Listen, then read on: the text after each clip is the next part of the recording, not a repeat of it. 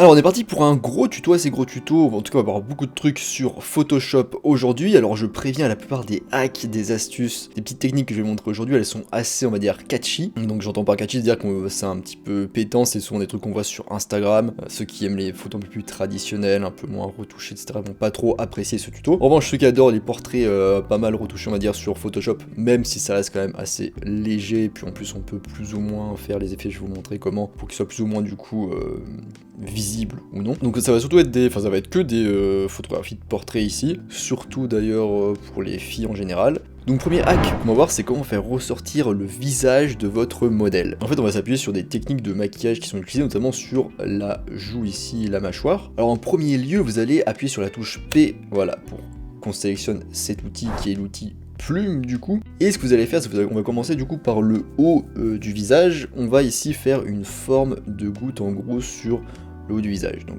on va faire un premier clic comme ça, on va faire un second clic par ici, hop, on va faire ça comme ça. Et on va, donc là on fait CTRL, on maintient CTRL à enfoncer et hop, on déplace comme ça. Donc moi je fais comme ça. On vise donc le haut de la joue. On peut faire notre clic là, refermer ici. Voilà, on appuie là. Et on fait une espèce de forme comme ça. Bon là j'ai fait qu'un seul point d'ailleurs. Donc une zone comme ça. Maintenant ce qu'on va faire, c'est qu'on va faire un clic droit dessus et on va faire définir une sélection. Ici, donc dans rayon du contour progressif, on va mettre un pixel. Maintenant on va créer un calque de réglage, donc on va ici en bas, on va mettre courbe, qui est ici. Et on va venir ici soulever le point pour éclaircir cette zone. Ma goutte elle est pas super, mais je vais vous montrer en haut comment ça fait. Donc on fait ça, voilà, donc là pour l'instant c'est moche, mais pas de panique, je vais vous montrer comment faire. Puis on va aller dans filtre. Hop, on va aller dans flou gaussien. Et là, on va mettre un flou entre 110 et 80. Donc, par exemple, je vais taper au milieu et faire 75. Et voilà, donc pour estomper en fait cette petite tache claire. Maintenant, on va répéter le procédé juste en dessous. Et cette fois, donc, on va refaire de nouveau. Alors, on va bien faire clic droit, définir une sélection, un pixel, toujours OK. Là, on va remettre courbe de nouveau. Et cette fois, on va venir assombrir cette partie comme cela. On va refaire le petit filtre. Donc là, ce qui passe par contre, c'est que ça retient le dernier filtre appliqué. Donc si vous voulez, vous pouvez faire Alt, CTRL plus F pour être plus rapide. Moi, je rappuie là-dessus, c'est 70-80 toujours. Et enfin, on va faire une dernière petite gougoute sur la mandibule, donc la partie du bas, la partie basse de la mâchoire du coup. Et là, on fait clic droit, définir une sélection, toujours, paf, et cette fois on va de nouveau en fait dans l'outil courbe, hein, en fait c'est à peu près pareil, on fait juste 3 tâches, une claire en gros au-dessus, une foncée au milieu et une claire en dessous, là on fait courbe, et on va venir augmenter légèrement ici comme ceci, et pareil on va donc dans filtre, voilà, flou gaussien, hop, voilà, entre 70 et 80, et voilà. Alors maintenant, pour regrouper nos 3 calques là, qui sont une petite retouche de la joue, donc on les sélectionne comme ça, donc on fait un clic, on maintient Shift, donc c'est la touche avec une flèche qui part vers le haut, on maintient Shift, on appuie sur le dernier, on fait CTRL plus G pour les regrouper, pour regarder un petit peu là, en appuyant sur l'œil, quel est l'effet de notre calque. Donc comme vous pouvez le voir, en fait, en gros, ça permet de marquer un peu plus ici la joue, donc ça vient d'une technique de maquillage, c'est un truc qui se fait pas mal en beauté, c'est mettre une zone sombre ici, plus claire là. Donc voilà, après là, je n'ai pas décidé de trop le pousser, mais on peut très bien pousser beaucoup plus en augmentant plus nos courbes, et voilà, là je fais assez légèrement, donc ça permet de donner un peu plus de relief à la joue. Deuxième hack, deuxième retouche qu'on va voir ensemble, c'est comment un petit peu donner un effet un peu brillant à la peau, éclaircir un peu la peau, donc je vais vous montrer ça tout de suite. On va créer du coup un calque avec la combinaison de touches Shift, CTRL, Alt, N et CTRL, Shift, Alt, E. Hop, voilà, comme ceci, nickel. On va convertir du coup le calque du haut en objet dynamique. On va dans filtre tout en haut, on fait le filtre caméra raw. Et là on va venir un petit peu booster l'exposition. Alors je vous rappelle que c'est pas l'exposition réellement qu'on booste, parce que l'exposition c'est juste à la prise de vue. Si vous suivez ma formation gratuite, vous le savez. Donc voilà, on va augmenter après un peu les hautes lumières. Ici, par exemple, voilà, à peu près à plus 10, à peu près comme ça. Les blancs à plus 37. très bien. Donc vous allez comprendre pourquoi on fait ça, après je fais OK. Et vu qu'on a converti en objet dynamique, on a automatiquement ici ce calque qui a été créé. On clique du coup dessus, on fait CTRL plus I ou commande plus I si vous êtes sur Mac pour l'inverser. Donc vous voyez en fait là ça a disparu, il n'est pas appliqué.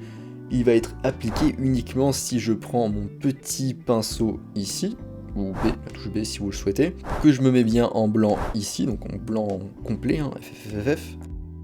Et là je vais pouvoir venir, donc je vais ajuster, je vais prendre une brosse un petit peu comme ça, là, arrondi, flou, c'est très bien légère. Hop, on va diminuer un petit peu, et je vais venir comme ça, peindre la gueule de mon sujet. On évite de peindre les yeux et la bouche, le bout. Et voilà, on a un petit peu éclairci la peau de notre sujet, donc je vous montre, en fait, vu que c'est très léger, on se rend pas compte quand ça plie, voilà, ça fait cet effet, donc voilà, la peau est un peu plus éclatante, un peu plus brillante. Sous les photos de ce type, de type Instagram, de style beauté un peu lifestyle, c'est un truc qui est pas mal utilisé. Maintenant on passe au hack numéro 3, donc comment remettre en ordre des cheveux un petit peu en bataille assez rapidement. Donc on a notre première photo ici, ce qu'on va faire, c'est qu'on va faire, on va dupliquer avec, donc on sélectionne ici, ah oui j'avais préparé, donc on va plutôt appeler ça la photo de base. On va faire CTRL-J une première fois, CTRL-J une deuxième fois pour l'avoir 2 fois. On va appeler le calque du dessus expansion extérieure. Vous allez comprendre pourquoi, ne soyez pas impatient, je vais vous expliquer.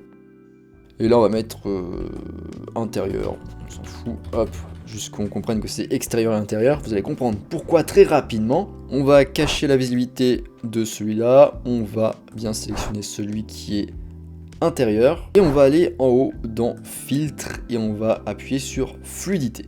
On sélectionne bien cet outil tout en haut à gauche qui est l'outil déformation avant. On prend une taille de pinceau assez grosse, alors attention, l'outil filtre il est pas évident à maîtriser je trouve. Mais là en gros on s'en tape, le but c'est juste d'avoir du vide à la place des cheveux en bataille ici en gros. Est-ce que j'ose faire ça? C'est pas forcément une riche idée, mais on ferait éventuellement ça, pourquoi pas.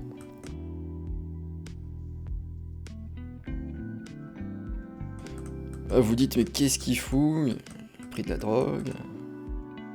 On va faire ça. Hop, vous allez comprendre très rapidement pourquoi. On a déformé notre sujet. Maintenant, on va appuyer ici. Hop, pour avoir un calque, on va presser commande plus I pour l'inverser. On va choisir bien l'outil pinceau, donc on clique là où on fait B, on met bien du blanc ici. On prend une brosse assez grosse, normalement ici, je sais pas, dans les 300, 400, dans les 400, et on va venir peindre juste les cheveux. On va venir peindre ici, parce qu'on avait modifié aussi ici, mais on va venir peindre juste, comme ça, les cheveux qui dépassaient. Et voilà, donc déjà, voilà. Alors le problème c'est qu'on perd un petit peu de volume quand même au global, alors faut y aller très doucement, hein, tranquillement. Voilà, donc là on a un petit peu enlevé nos cheveux, mais comme vous voyez ça peut faire un peu bizarre, surtout que moi j'ai peut-être un petit peu trop appuyé vers l'intérieur, mais on va rééquilibrer tout ça en passant sur notre autre calque, donc on fait ça. On va sur celui du haut, on fait expansion extérieure cette fois, on va sur filtre, fluidité, alors non on clique pas sur fluidité sinon ça va appliquer la fluidité d'avant, on fait là bien fluidité ici, et cette fois on va venir un petit peu faire l'inverse, on va hop, ramener un petit peu des cheveux de l'extérieur, alors très légèrement, hein. Après c'est... Vous êtes un sculpteur quasiment, hein. C'est à l'œil, il n'y a pas de calcul ici, c'est l'artiste, c'est au talent. Moi je maîtrise pas forcément super bien cet outil, il est pas évident, je vous conseille plutôt de prendre un gros pinceau sinon ça va tout déformer. On fait OK, on fait de nouveau ici ceci, on ajoute un masque de fusion, on fait CTRL-I, et on vient peindre toujours avec l'outil pinceau ou B, et donc en blanc, on va venir peindre un petit peu ici, pour récupérer un peu des cheveux. Donc voilà, en gros, il faut bien retenir la méthode, c'est qu'on a fait un calque en intérieur, un calque à l'extérieur, un masque de fusion CTRL-I pour l'inverser, et en gros, en fait, on va en faire une espèce de mix de la fluidité où on a rentré les cheveux. Après là, j'ai pas forcément fait un bon travail sur le rentrage de cheveux, je pense. Faut y aller, faut pas faire comme ça, j'aurais juste dû rentrer un petit peu les cheveux comme ça aurait été mieux. Bon, ça passe à peu près, quelqu'un de pas habitué fera pas attention. Mais vu qu'on va perdre un petit peu de volume, on va faire aussi l'expansion extérieure, donc inverse, pour récupérer un petit peu des cheveux. Donc là, si on regroupe, on sélectionne tout, CTRL, CTRL, on maintient, et on fait CTRL G. Voyez, on passe de ça à ça. Donc le truc, là, je perds ça ici, donc c'est pour ça que j'aurais pas dû faire comme ça. Mais ça marche plutôt bien quand même, vous voyez on a les cheveux ici, on récupère un peu de volume. Ok, dans ce hack numéro 4, on va regarder comment un petit peu améliorer les couleurs d'une photo en utilisant des bulles de couleurs. Donc déjà on va mettre la photo au ratio 4/5, donc comment on fait? On va dans le cadrage, ici on fait 4/5, ici et ici. Là on étire vers le haut, on étire vers le bas, nickel. Ensuite on prend l'outil sélection ici, on sélectionne le bord comme ça. Notez qu'ici j'ai quelques cheveux donc c'est pas forcément le mieux pour étirer, il manque un petit peu de matière ici. On fait CTRL T, clic droit, distorsion, et là on vient prendre le bord du cadre à gauche ici et on vient l'étirer comme ceci. Waouh, génial! Maintenant on fait exactement pareil à droite, donc on a un peu plus de matière comme ça. On fait CTRL T, on fait clic droit, distorsion, et on vient distordre ici, voilà comme ça, et là on fait clic droit désélectionner, donc ok nickel. Maintenant on prend notre photo, on va appuyer ici sur ce bouton pour créer un calque, on va appuyer sur la touche I comme ceci, et on va par exemple prélever un peu de couleur là. Après c'est pas la meilleure photo ni meilleur exemple pour faire ça, mais c'est pas grave, on prend quand même ici le siège. Ça va du coup prélever, en fait, venir prélever la couleur ici de ce qu'il y a derrière. Je pense que c'est un siège ou un banc ou une table, je sais pas trop. Et ici on a notre couleur qui a été prélevée. Donc on va dessus, on clique dessus, et on va un petit peu prendre une couleur un peu plus claire et saturée comme ceci. Voilà, on va prendre notre outil pinceau ici où on peut appuyer sur B. On va faire une grosse tache comme ça, nickel. Hop. Et on va venir appuyer comme ça ici, peut-être 2 fois, voilà, comme ça. On va changer le mode de fusion en incrustation, et on va diminuer un petit peu l'opacité pour diminuer l'effet. Voilà, on pourrait par exemple faire pareil, donc appuyer sur I, prélever comme ça ici, refaire ici un truc un peu plus comme ça, hop, refaire une grosse bulle ici, comme ça par exemple. Là l'opacité est à 13, donc pas la peine de la changer. Si jamais vous n'êtes pas content du coup de vos bulles, vous pouvez très bien faire ici un calque comme ça de teinte et saturation.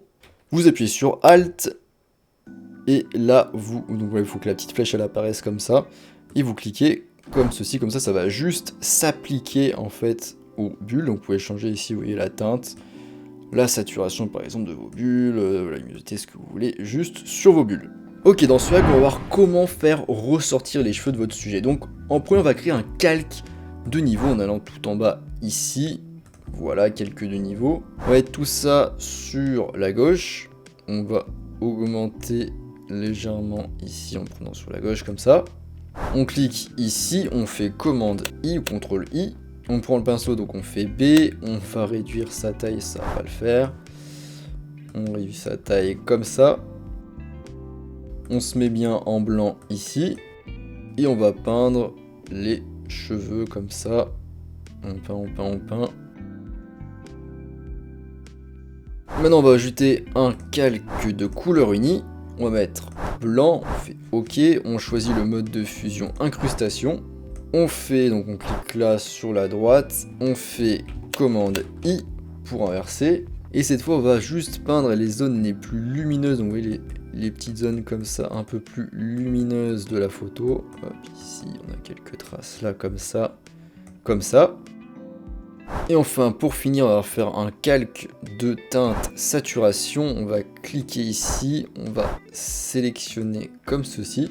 On va réduire la saturation à moins 25.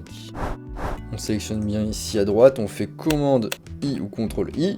Et on va peindre un petit peu du coup les hautes lumières ici dans les cheveux, qui sont ici donc, les zones les plus claires en gros, hop, comme ça ici. Ce qu'on peut faire, c'est qu'on peut regrouper nos 3 calques.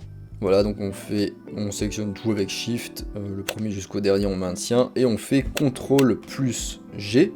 Et d'ailleurs ici on peut réduire si, je trouve que l'effet est trop poussé, donc on peut réduire par exemple ici l'effet si on n'aime pas trop.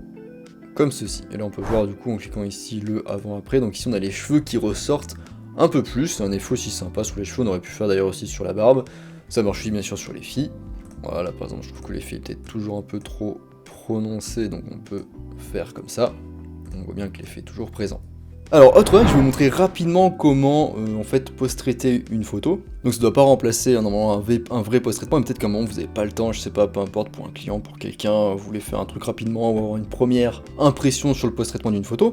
Ce qu'on va faire, c'est qu'on va utiliser le speed toning que j'ai déjà montré d'ailleurs la semaine dernière sur Lightroom. On va l'utiliser sur Photoshop. Alors ce qu'il faut, c'est qu'il faut utiliser sur une photo RAW du coup dans Photoshop. On va juste dupliquer ici pour avoir le avant-après.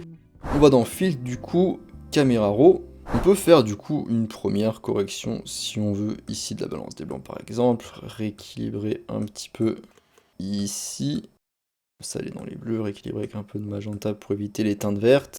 Et on peut par exemple, donc on peut faire aussi d'autres réglages ici, pourquoi pas un peu plus de luminosité globale, un petit peu de contraste, pourquoi pas rajouter un peu de contraste comme ça.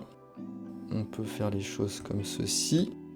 Et on va surtout aller ici dans l'étalonnage de couleurs, donc moi ça affiche en forme de roue, vous avez peut-être vous plutôt des curseurs. Et en gros dans les tons foncés on va mettre du bleu, et dans les tons clairs on va mettre du orange. Orange comme ceci, on va diminuer un petit peu comme ça la luminosité.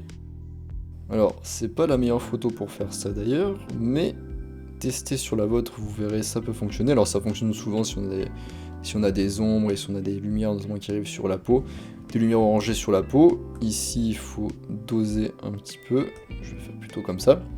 Et ça peut être un moyen rapide du coup de faire du speed toning comme ça sur du orange et du bleu. Là, comme je disais, c'est pas le meilleur à faire, mais ça marche pas mal. On peut aussi éventuellement rajouter un peu de contraste en allant dans courbe et en faisant comme ça, en faisant un petit S comme ceci, et on va mettre OK.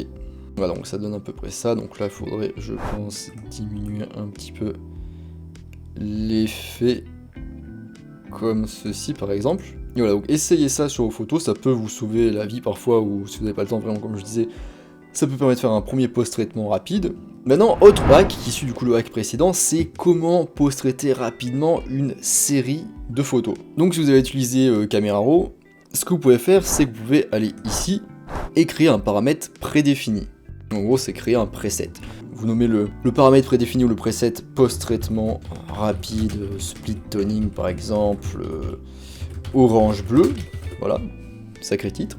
Par défaut, tout est sélectionné, donc vous laissez comme ça, et vous faites OK. Et donc du coup, vous pouvez très bien aller du coup maintenant ici, dans les paramètres prédéfinis, et vous allez ici dans le paramètre prédéfini de l'utilisateur, et vous aurez du coup votre paramètre prédéfini, vous pourrez comme ça, et vous pourrez sélectionner. Si vous l'appliquez ce paramètre prédéfini à plusieurs photos, donc vous avez juste à les sélectionner dans vos dossiers par exemple, comme ça, vous faites ouvrir. Vous avez juste à les sélectionner du coup comme ceci, faire ici paramètre prédéfini, post-traitement, vous sélectionnez du coup votre petit post-traitement que vous avez enregistré, et vous faites ouvrir. Et du coup voilà, il aura appliqué à toutes vos photos votre paramètre prédéfini, votre preset. Donc c'est tout pour cette vidéo sur Photoshop, j'espère qu'il sera pas trop longue sur vos différents hacks et techniques sur Photoshop à utiliser, j'espère que ça vous aura plu. Je vous rappelle que dans ma description je vous laisse toujours ma formation gratuite sur les bases de la photo, que vous pouvez du coup retrouver dans ma description en cliquant sur le lien. Moi je vous laisse ici, je vous dis à bientôt sur les internets mondiaux.